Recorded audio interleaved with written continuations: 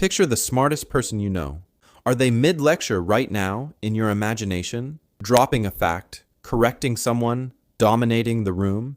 That's the image most of us default to, and it's almost completely backwards. Real cognitive horsepower rarely performs itself. It hides inside small, unimpressive moments. The sentence you mutter to yourself while loading the dishwasher. The 1 a.m. thought spiral you can't seem to shut off. The time you said, "I actually don't know," out loud and felt a flicker of shame about it. None of that looks like genius. Some of it might be exactly that. Stick with me, because a few of the habits you've quietly judged yourself for might be the clearest evidence of how sharp your mind actually is. Start with the one almost nobody admits to out loud, needing to vanish for a while. Not because people drain you, but because thinking does. A mind that's constantly cross-referencing, predicting, replaying, that mind runs hot. Silence isn't avoidance. It's where the engine cools down enough to actually do its best work. People assume the quiet one in the corner has nothing to contribute. Often, they're the one who's already 3 conclusions ahead of the conversation. Then there's the question habit. Not the performative kind, asked to sound clever, the compulsive kind. Why does this app work this way and not that way? Why did that interaction feel off? Why do humans do the thing they just did? The same thing again when it never works. A brain like this doesn't experience curiosity as a hobby. It experiences it as an itch that never fully goes away, because every closed question quietly opens 2 more. Here's where it gets a little stranger. You're driving or folding laundry, and you catch yourself having an entire conversation with no one, out loud. You probably stopped yourself, glanced around, hoped nobody heard, but narrating your own thinking is one of the more reliable signs that your working memory is actively under construction.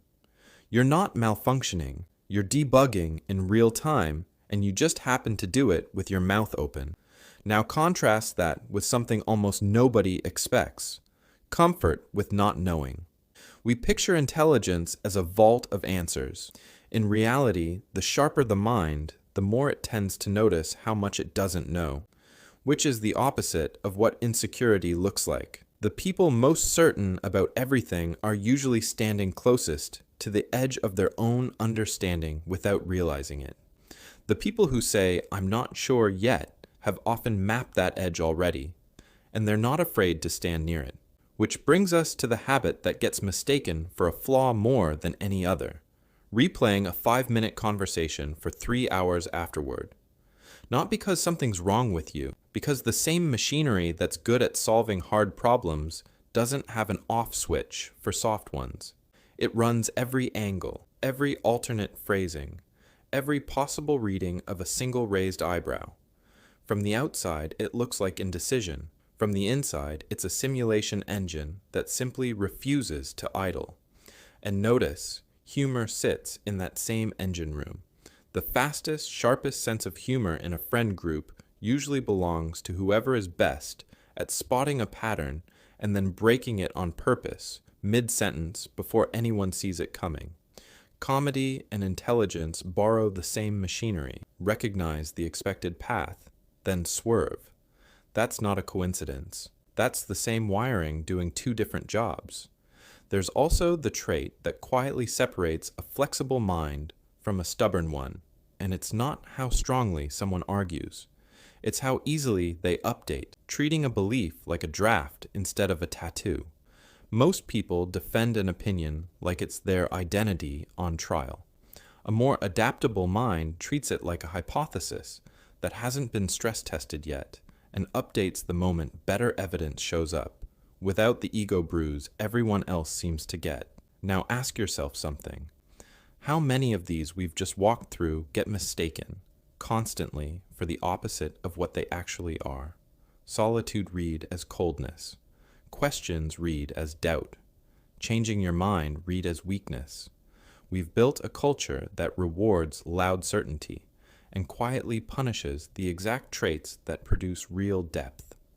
2 more, and they tend to travel together.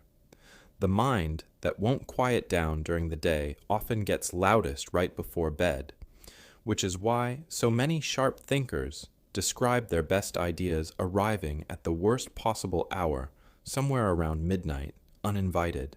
And in conversation, that same mind tends to watch before it speaks, reading the room first, clocking the tension nobody named yet, responding 2 beats later than everyone else, not because it's slow, but because it waited until it actually had something worth saying. Underneath all of it sits one quiet thread tying everything together, a refusal to accept the surface level version of anything.